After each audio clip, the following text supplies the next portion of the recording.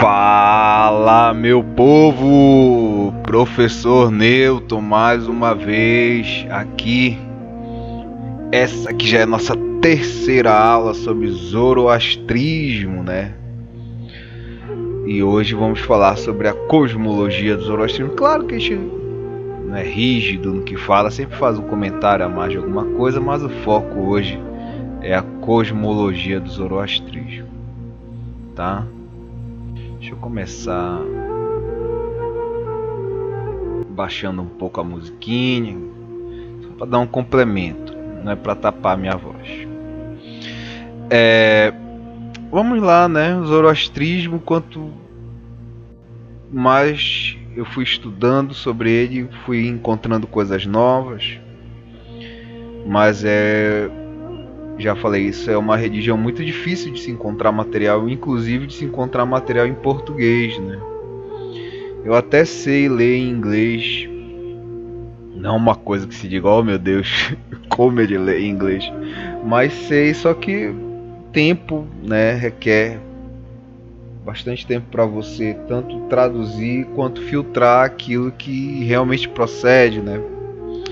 Porque tem essa dificuldade também, né? Você não pode colocar tudo que você acha na internet, tudo que você acha publicado, nem sempre é uma informação correta. Então, vamos lá.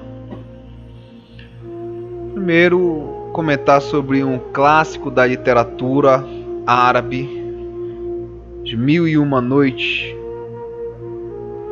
Esse livro, essa coleção de histórias, né, que fala muito da cultura árabe. Por que falando da cultura árabe, se a gente está falando sobre o zoroastrismo, né, cultura persa? Porque nas Mil e Uma Noites a gente vê citação, né, do povo zoroastriano, na indicação de como no período antigo eles eram mais numerosos, né? Mil e Uma Noites, que no Ocidente sempre foi trabalhado como uma literatura infantil ou infanto-juvenil, até você ver a imagem ainda. Mas quando eu li as Mil e Uma Noites, devo dizer que não vi nada de infantil em muitas histórias, muito pelo contrário, histórias bem pesadas, violentas, imprópria para menores de 18 anos, vocês me entendem, né? Por isso que quando é vendido aqui no Ocidente, normalmente são uma edição, uma compilação, né? As melhores partes das Mil e Uma Noites e tudo mais. E olha que eu não sou moralista, eu não sou rígido, né, na moralidade, mas tem coisas ali que só o dia que vocês lerem vocês vão me entender, tá? Vamos lá começar a falar sobre o zoroastrismo, a questão da morte.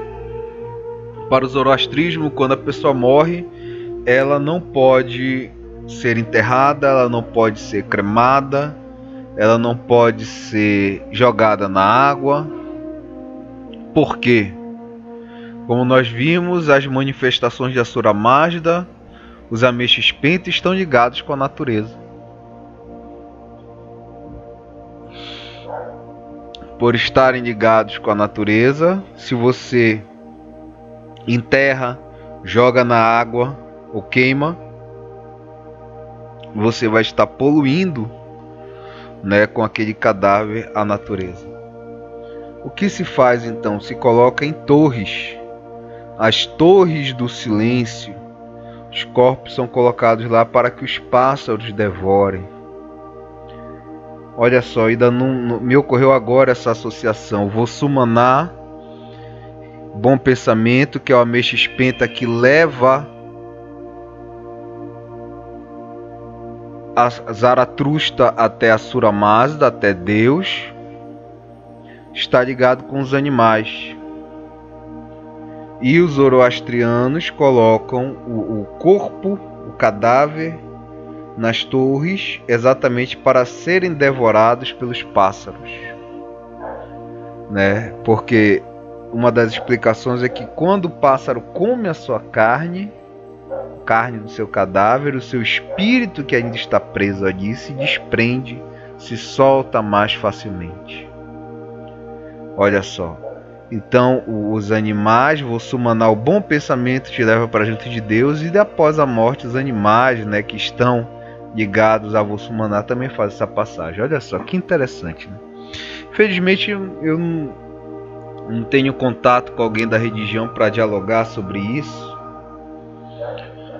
mas vamos fazer análise. Quem sabe um dia a gente conheça alguém, né, que seja da religião, seja estudioso, mais aprofundado, e aí vai poder comentar esse vídeo, vai dizer se a gente está certo ou se a gente não está certo. Não, não é isso aí não, é outra coisa.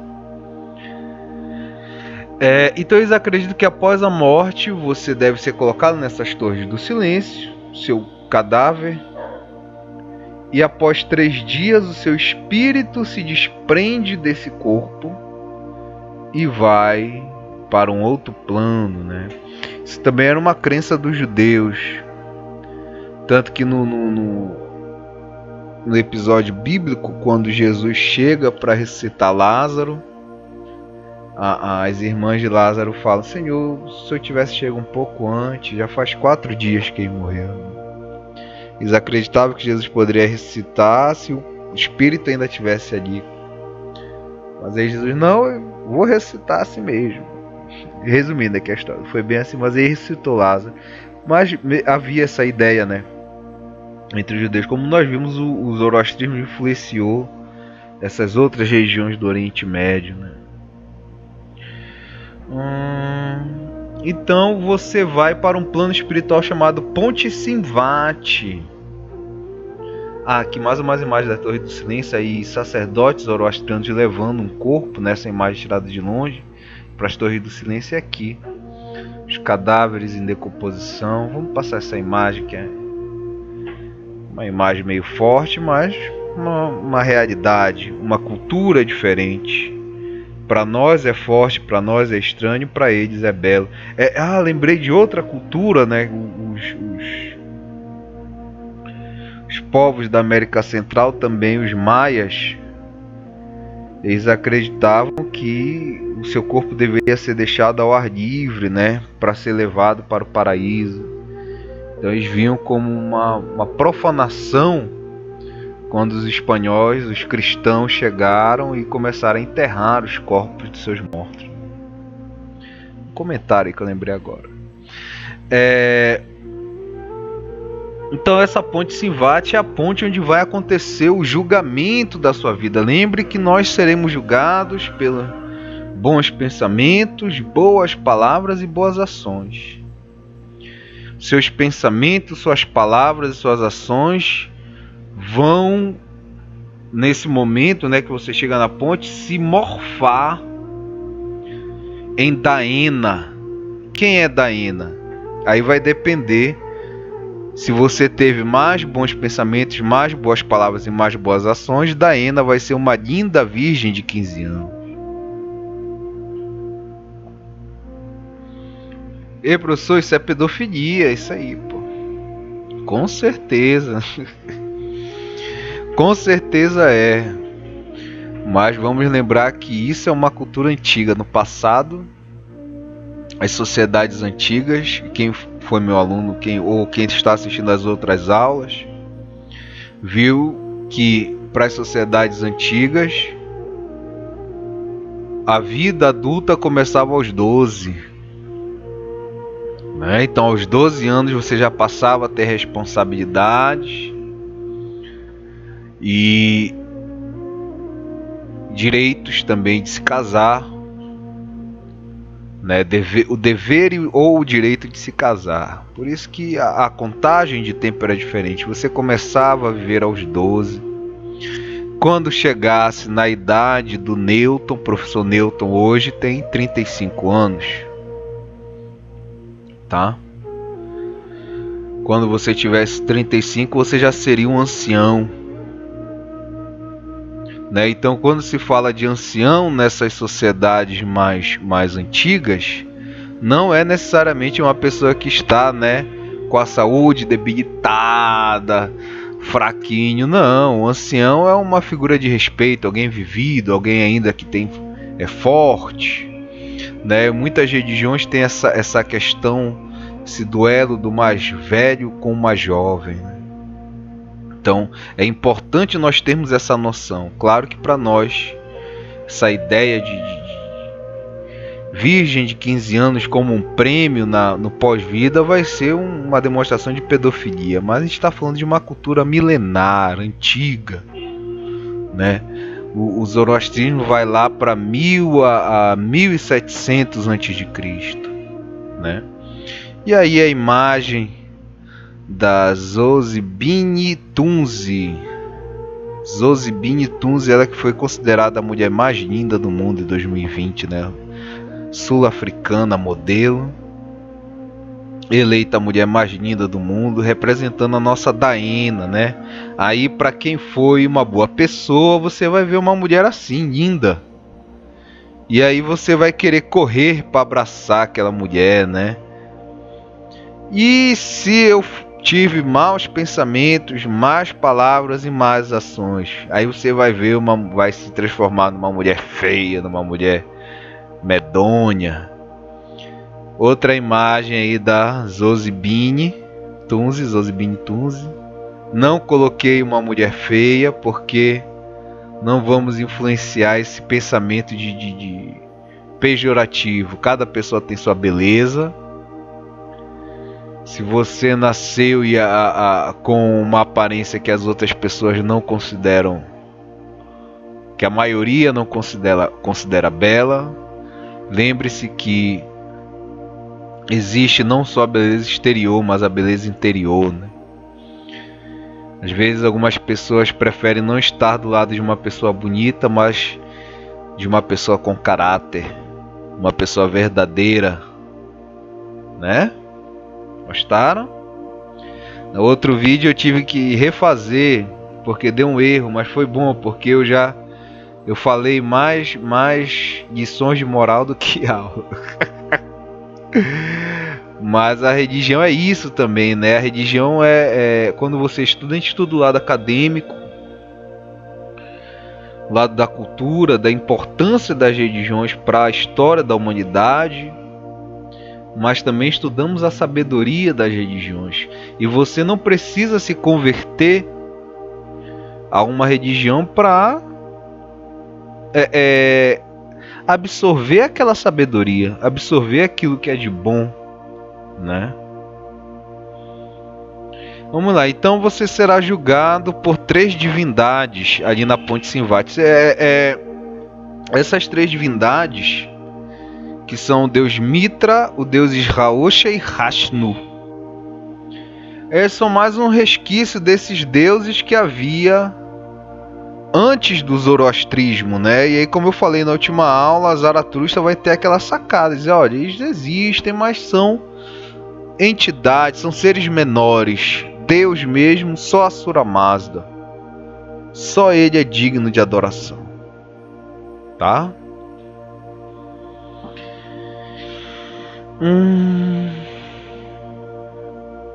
E aí, aí cada um representa um estágio, né? Bons pensamentos, boas palavras, boas ações. O local final, vamos por parte. Você seria levado numa viagem pelas estrelas, pela lua e pelo sol. É uma viagem cósmica, a imagem do espaço. Então, se você tivesse bons pensamentos a mais, você iria pelas estrelas. Depois, boas palavras, você passaria pela lua.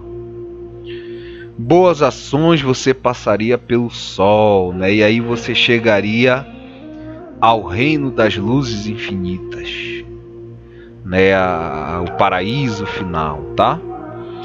Mas, e se eu não fui nem tão bom nem tão mal? Tinha ali o Ramstagan,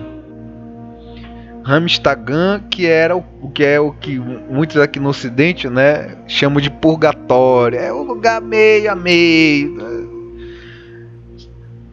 Cara, não foi lá essas coisas, mas também não foi tão mal assim a ponto de ser mandado pro inferno, né? Eles acreditavam no inferno. Daqui a pouco a gente vai falar um pouco mais sobre a ideia que eles tinham de inferno. Então essa era a importância de você trabalhar o acha, né?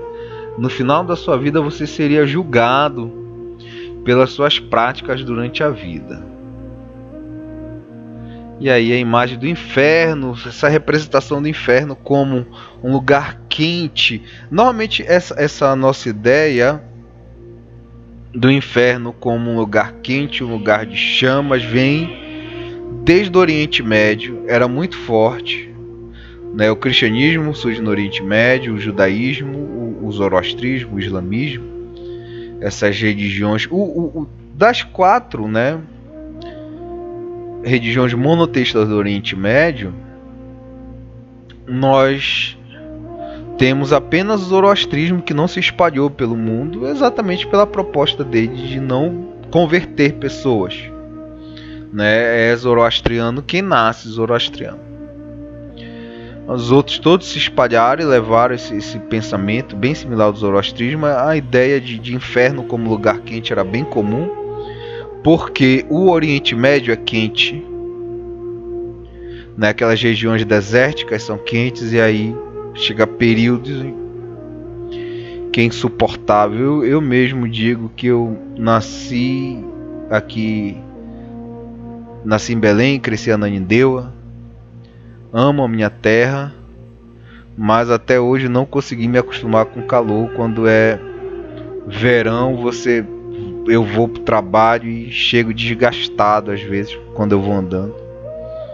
Né? Então a ideia de inferno vem possivelmente daí, inferno como um lugar muito quente, porque onde surgem essas regiões as temperaturas altas alcançam, né, graus muito desgastantes para o ser humano. Tá? E existem duas formas de interpretar esse dualismo do zoroastrismo. O dualismo que eu falei, né, a questão do bem e do mal, já expliquei o que é o dualismo. O dualismo ético e cosmológico. Né, o ético é que todos esses elementos são simbolismos, né? O importante mesmo é a sua vida, o seu pessoal. E o cosmológico como, não, realmente, né, focando nos mitos, né, realmente existe Asura Mazda, existe Ahriman, né, é uma luta real, não é só um simbolismo, não, eles estão lutando. Que na verdade é uma tendência das religiões. Né? Algumas pessoas vão pegar a escritura sagrada da sua religião, isso nas várias religiões, e vão buscar dar uma interpretação metafórica. Outros vão dizer que não, que é aquilo mesmo, entendeu? O judaísmo, e eu comentei isso com os meus alunos lá do 7º ano, quem quiser ir assistir lá as aulas, fique à vontade, o canal é aberto. Eu comentei isso que ele tem muito estudo, e os judeus eles dividem em 3, eles têm um nome em hebraico, eu não lembro agora, tá, gente, por favor, mas eles dividem em 3 níveis de compreensão os estudos, né, das escrituras, que o primeiro nível é o literal, é aquilo que está escrito do jeito que está escrito e pronto. Esse nível é para as crianças e para os adultos que não querem se aprofundar. O segundo nível já é metafórico. Tudo tem uma adição de moral no fundo. O terceiro nível já é simbólico. Eles já estudam cada letra. Cada letra da palavra tem um significado. Né? E o quarto nível já é divino. Então, se a gente pegar até o segundo nível para aplicar aqui no nosso estudo das religiões, tá bom. Né? Porque você tem aquele sentido literal de você dizer não, existe Asura Mazda, existe Ahriman, estão em luta e tudo mais, e aquele sentido metafórico que é o que nós usamos quando nós vamos estudar as religiões comparadas. Entendeu? Você vê várias semelhanças entre as religiões, e uma das explicações, você tem duas explicações, já vou aplicar isso de novo em outro momento do zoroastrismo. Uma das explicações é que uma religião influenciou a outra explicação é que nós, enquanto seres humanos, temos necessidades iguais, tanto o neutro aqui do Brasil, quanto o cara que está lá no Extremo Oriente. Tem necessidades muito próximas. Então, mesmo a grandes distâncias, vão ter religiões parecidas. Então, se eu vivo no campo, no Brasil, ou se eu vivo no campo no Japão, as necessidades são muito próximas e vão surgir religiões parecidas. E com o desenvolvimento da sociedade, essas necessidades vão mudar e vão mudar para todos da mesma forma. Não sei se eu estou sendo muito complicado na minha explicação, mas é isso, tá? Então aqui uma imagem de três líderes religiosos se abraçando, porque nessa interpretação do dualismo ético, né, se puxa outras virtudes, né, como a sinceridade, a lealdade, a tolerância, a capacidade de perdoar, o respeito aos idosos e o cumprimento das promessas. Olha só que bacana. São virtudes colocadas pelo zoroastrismo, né? Tem outro ponto interessante aqui, que o zoroastrismo, aí já na visão cosmológica, né? Não, realmente existe Ahriman, existe Asura Mazda, e eles estão lutando. Aí explica uma questão que é levantada inclusive pela filosofia. Um filósofo fez uma dissertação sobre isso, onde ele colocava o seguinte: Epicuro, se eu não me engano. Eu não vou procurar o nome dele agora não, gente. Mas é uma questão que muitos levantam, que é o seguinte: se Deus existe, se Deus é bom, por que existe o mal? Né? Então muitos colocam em si: Deus é bom, por que existe o mal? E o zoroastrismo explica: não foi Deus que fez o mal, não foi Deus que permitiu que o mal existisse. O mal existe, e Deus te dá o livre-arbítrio para escolher entre o bem e o mal. E Deus está em constante luta contra o mal, e você pode fazer parte dessa luta praticando o acha, né? O que é o correto, a ordem. Beleza. Então acho que ficou claro aqui. Se ficou alguma dúvida, perguntem nos comentários, viu, gente? Estamos aqui para ajudar. Para o zoroastrismo, nós seremos julgados após a nossa morte, mas haverá também um juízo final. Final dos tempos, o mal vencerá o bem e nós seremos julgados novamente. Olha só. E aí vai aparecer no mundo Saoshyant, desculpa. Até para mim é difícil às vezes falar esse nome, porque é uma cultura diferente, não tem como. Saoshyant será um Messias, e virá para esse mundo e vai nos ajudar, né, a evoluir, e vai ajudar a Asura Mazda a fazer com que os homens evoluam. Então primeiro nós vamos deixar de comer carne, depois nós vamos deixar de comer leite, de beber leite, aí derivados de leite que ainda consumimos muito, né, iogurte, manteiga.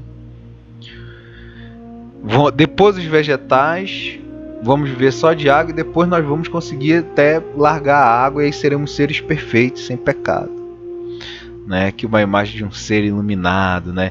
Esse Saoshyant, a imagem que está aí não é do Saoshyant, é do guerreiro Kalki. Seria uma entidade que viria nos últimos tempos também para tornar esse mundo, e vai vir para destruir esse mundo e formar um mundo livre do mal, né? E aí a gente lembra,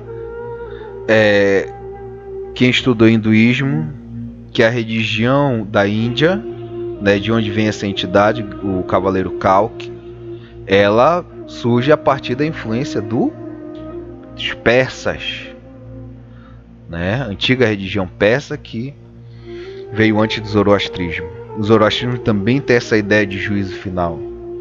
Assim como o cristianismo acredita que um dia Jesus virá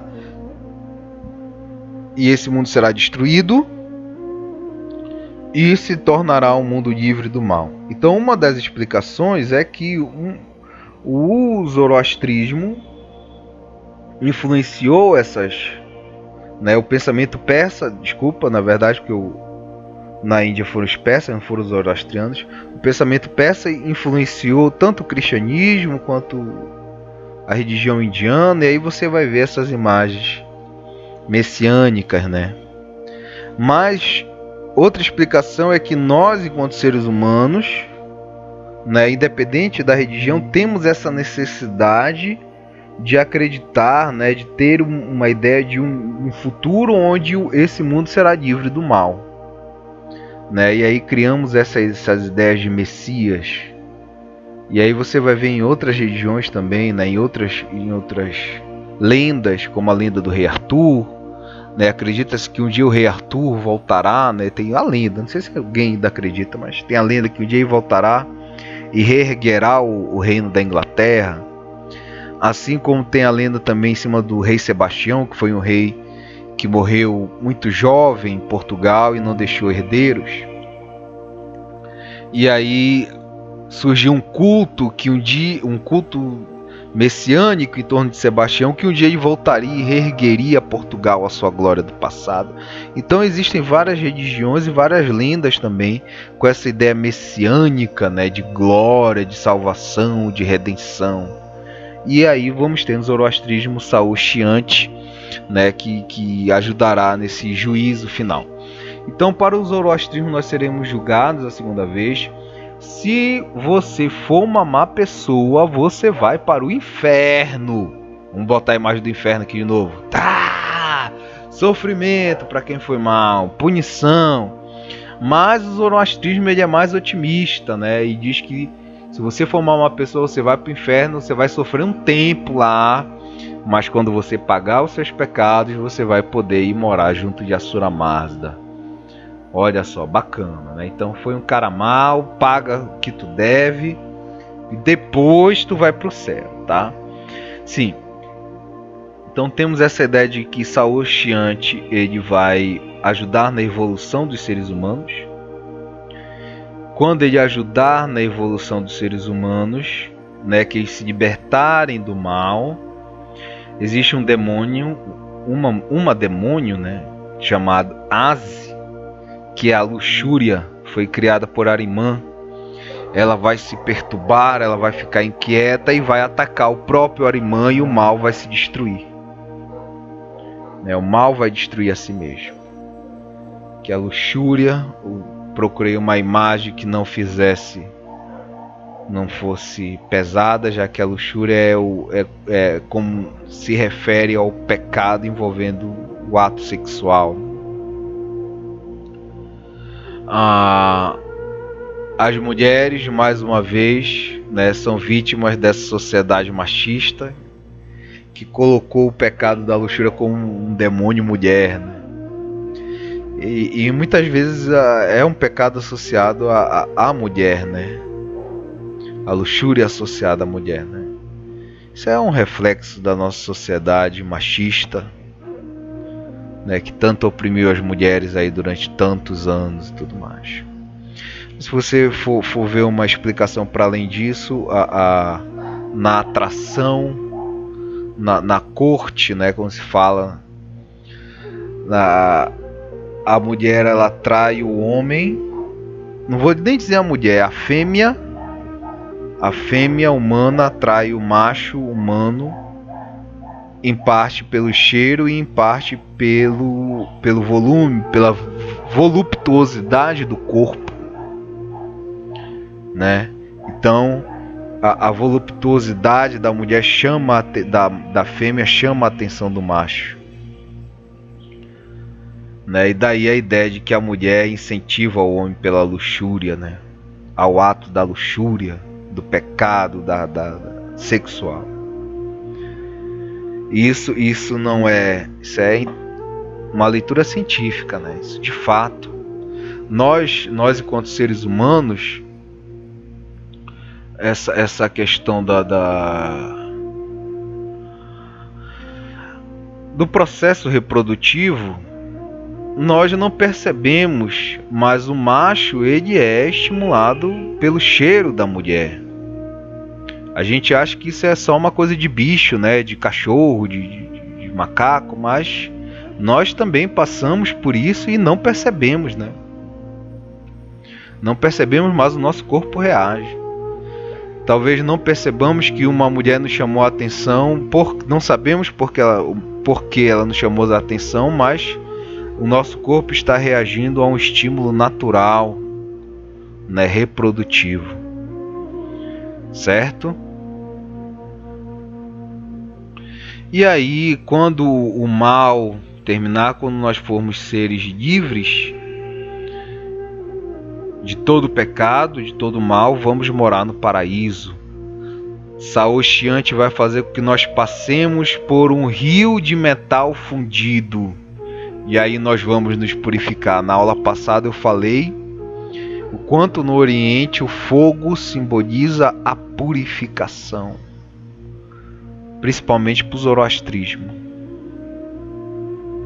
Você será purificado num rio de metal fundido, né? Metal derretido, metal que só derrete a temperaturas altíssimas, né? A temperaturas altíssimas.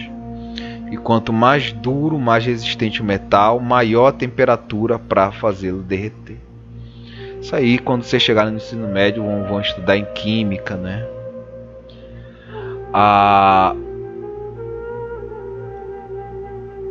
E é isso. Aí uma imagem da natureza, do paraíso. Como eu imagino o paraíso, né? Mais natureza do que cidade. Essas nossas cidades estão cada vez mais poluídas. E o pessoal só quer saber de fazer casa imensa, prédio imenso. Ninguém quer fazer um parque.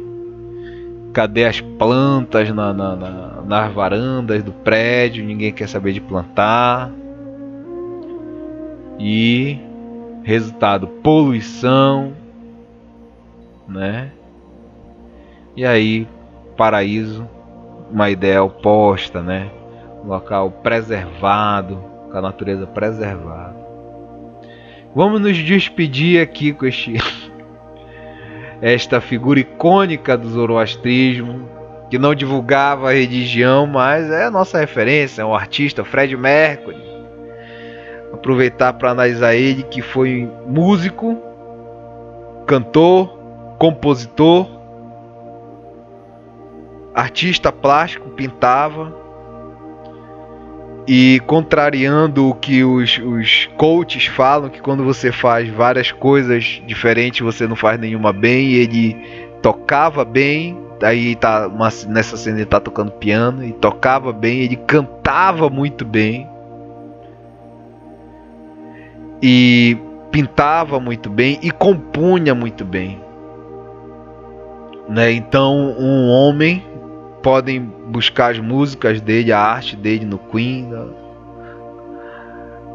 Vocês vão ver que foi um grande artista que infelizmente morreu, né? Adquiriu o vírus HIV, evoluiu para AIDS, numa época em que não se tinha nenhuma ideia de tratamento. E veio a falecer. Então fica aí a lição também para nós, né? Para todos os meus estudantes que um dia vão chegar na fase adulta, vão ter uma vida sexual ativa.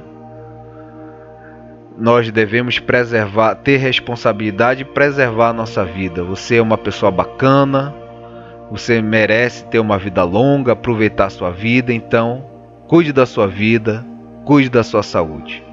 Tá legal, pessoal? Não é edição de moral, não é puxão de orelha, não é pregação religiosa, não é nada disso. É uma reflexão né, o professor de vocês. Então, qualquer dúvida, coloque nos comentários. Não deixe de preencher o breve questionário. E agora, tchau!